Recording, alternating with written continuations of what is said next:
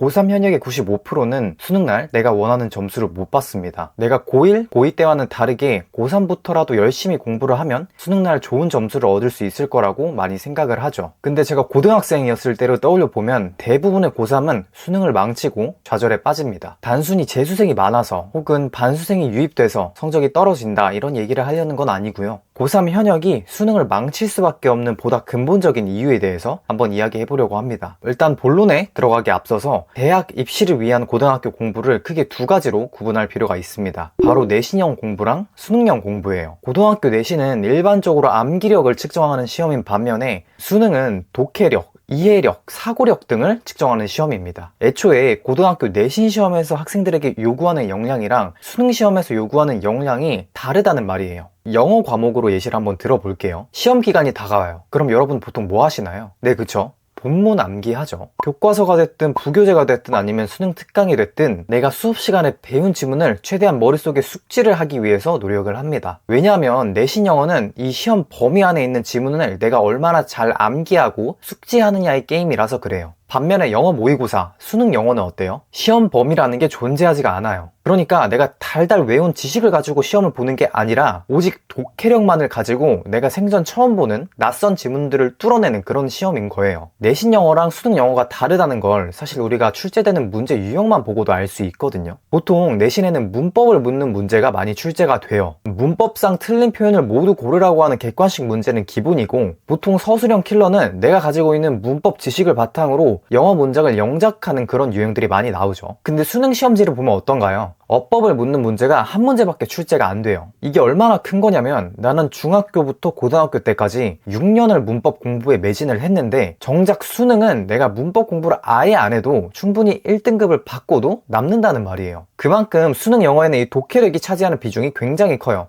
내신과는 완전히 다른 거죠. 여기서 문제가 뭐냐면 정말 많은 고3 학생들이 이 내신형 공부에 매몰이 돼서 수능형 공부를 소홀히 합니다. 눈앞에 있는 내신을 챙기느라 수능에서 요구하는 독해력, 사고력, 이해력 이런 역량들을 키우지를 못해요. 그럼 학생들은 보통 뭘 공부하고 있냐? 근본적인 독해력을 키울 생각을 안 하고 일단 교과서나 부교재의 해설지부터 냅다 펼쳐봐요. 왜냐하면 내신 시험에서는 내가 근본적인 독해력을 올리는 것보다 해설지나 답지를 먼저 보고 최대한 많은 지문을 내 머릿속에 집어넣는 게 좋은 내신 등급을 받는 데 유리하기 때문이에요. 그런데 그렇게 시험 기간이 끝나고 나면 뭐가 남나요? 아무것도 안 남아요. 왜냐하면 공부를 하면서 내가 머릿속에 남긴 건 이 지문의 정보밖에 없거든. 그러니까 독해력은 여전히 바닥이겠죠. 근데 이 과정을 3학년 1학기 기말고사까지 반복을 합니다. 그럼 보통 1학기 기말고사가 7월 초에 끝나니까 내가 순수하게 수능에 올인할 수 있는 기간이 4개월밖에 안 남아요. 이 남은 4개월 동안 내가 국어, 수학, 영어, 탐구 모든 과목에서 깨달음을 얻고 실제로 성적을 올리는 게 과연 가능할까요? 진짜 타고난 학생이 아닌 이상 불가능해요. 그래서 고3 학생들이 울며 겨자 먹기로 결국 재수를 결심하게 되는 거예요. 근데 사실 이걸 재수할 때라도 깨달으면 다행이에요. 재수할 때도 이 수능형 공부를 어떻게 하는 건지 몰라서 삼수, 사수를 하는 경우도 굉장히 적지가 않거든요. 물론 요즘엔 뭐 학교에서 수능형 내신이다 라고 해서 내신 문제를 최대한 수능과 유사하게 출제를 한다고는 하는데, 사실 뭐 특목고나 자사고 혹은 우리가 흔히 갑방고라고 부르는 그런 고등학교가 아니고서야 대부분은 시험 안에 있는 지문을 조금 변형해서 출제하는 정도가 전부예요. 그래서 여전히 고등학교 내신 시험은 누가 더 잘 암기를 하느냐의 게임에서 못 벗어나고 있어요. 제가 영어로 예시를 들었지만 사실 이건 다른 과목도 똑같아요. 수학 과목에서 중요한 건 뭐죠? 수학적 사고력을 기르는 거예요. 근데 시험 기간이 되면 학생들이 이 사고력을 키울 생각을 안 하고 교과서나 부교재 혹은 학교 선생님이 내주신 유인물에 달린 문제들의 풀이를 숙지를 하고 있어요. 왜냐하면 내신에서 출제되는 상당수의 문제들은 시험 범위 안에 있는 문제들에서 변형돼서 출제가 될 거니까. 근데 이건 사실 밑빠진 독에 물을 붓고 있는 거나 다름없어요. 아까 말씀드린 것처럼 내가 공부한 정보는 결국 시험이 끝나면 쓸모없는 정보가 돼버리니까. 근데 이렇게 말할 수 있어요. 제가 시험 기간에 외운 지식은 전부 날아가도 내신 등급은 남잖아요.